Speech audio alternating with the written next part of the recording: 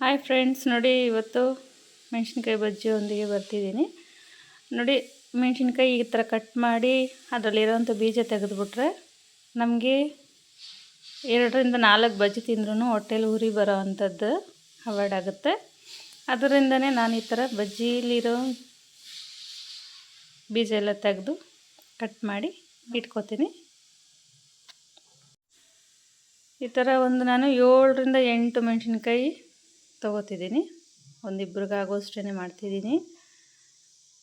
ಈ ಥರ ಮಾಡ್ಕೊಳ್ಳೋದ್ರಿಂದ ಚೆನ್ನಾಗಿರುತ್ತೆ.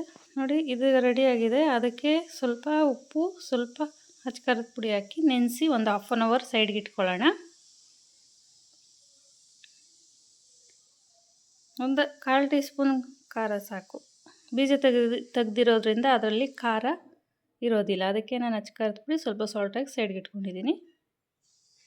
ನೋಡಿ, ಒಂದು ಬೌಲ್ಗೆ ಅದಕ್ಕೆ ಕ್ವಾಂಟಿಟಿ 1 ಬೌಲು ಅಷ್ಟು ಕಡಲೆ ಹಿಟ್ಟು ಸಾಕಾಗುತ್ತೆ. 1 ಸ್ಪೂನ್ ಕಾರ್ನ್ಫ್ಲವರ್ ತೊಗೊಂಡಿದ್ದೀನಿ. ಕಾರ್ನ್ಫ್ಲವರ್ ಹಾಕೋದ್ರಿಂದ ಗರಿಗರಿಯಾಗಿ ಬರುತ್ತೆ ಬಜ್ಜಿ.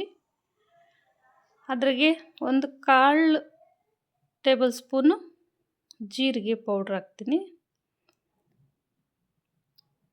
1/4 ಟೇಬಲ್ ಸ್ಪೂನು ಅಚ್ಕಾರದ ಪುಡಿ, ರುಚಿಗೆ ತಕ್ಕಷ್ಟು ಸಾಲ್ಟ್ ಹಾಕ್ಕೊಳ್ಳಿ.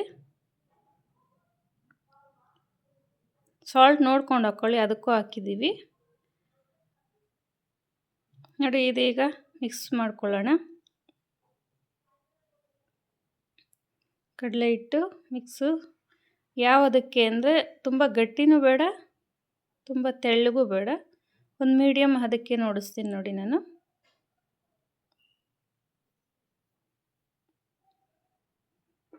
ನೋಡಿ ಈ ಅದಕ್ಕೆ ಬಂದರೆ ಸಾಕು. ಇವಾಗ ಎಣ್ಣೆ ಕಾಯಕ್ಕೆ ಇಟ್ಟಿದ್ದೀನಿ ನಾನು. ಅದ್ರಾಗೆ ಬಜ್ಜಿ ಹಾಕೋಣ. ಈ ನೆಂದಿರೋ ಅಂಥ ಬಜ್ಜಿನ ತಗೊಂಡು ಹಿಟ್ಟಲ್ಲಿ ನೋಡಿ ಎಷ್ಟು ಚೆನ್ನಾಗಿ, ಅಷ್ಟು ತೆಳ್ಳಗೂ ಇಲ್ಲ, ಅಷ್ಟು ಗಟ್ಟಿನೂ ಇಲ್ಲ, ಮೆಣಸಿನ್ಕಾಯಿಗೆ ಹಿಡಿಯೋ ಅಷ್ಟು ಮಟ್ಟಿಗೆ ಕಲಿಸ್ಕೋಬೇಕಾಗುತ್ತೆ.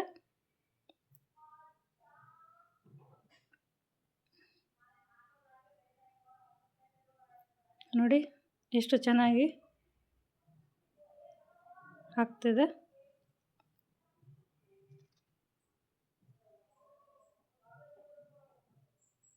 ಈಗ ಸ್ವಲ್ಪ ಬೇಯಲಿ.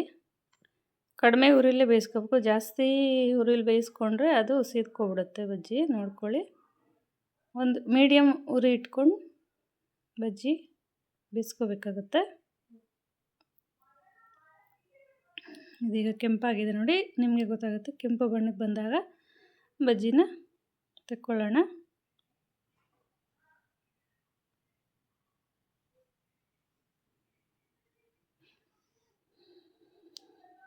ನೋಡಿ ಫ್ರೆಂಡ್ಸ್, ಎಷ್ಟು ಕೆಂಪು ಬಣ್ಣಕ್ಕೆ ಬಂದಿದೆ. ಈಗ ಇದು ಇದಾಗಿದೆ ಅಂತ.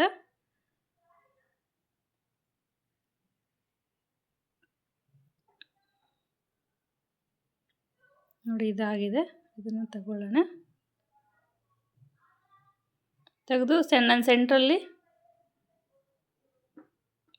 ಪೀಸ್ ಥರ ಮಾಡಿ ಅದಕ್ಕೆ ಈರುಳ್ಳಿ, ಕೊತ್ತಂಬರಿ ಸೊಪ್ಪನ್ನು ಮಿಕ್ಸ್ ಮಾಡಿಟ್ಟಿದ್ದೀನಿ.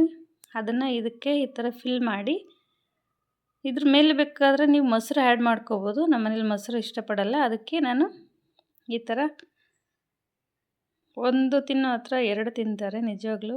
ಶೇರ್ ಮಾಡಿ, ಲೈಕ್ ಮಾಡಿ, ಸಬ್ಸ್ಕ್ರೈಬ್ ಮಾಡಿ. Thank you friends. ಕಮೆಂಟ್ ಮಾಡೋದು ಮರಿಬೇಡಿ.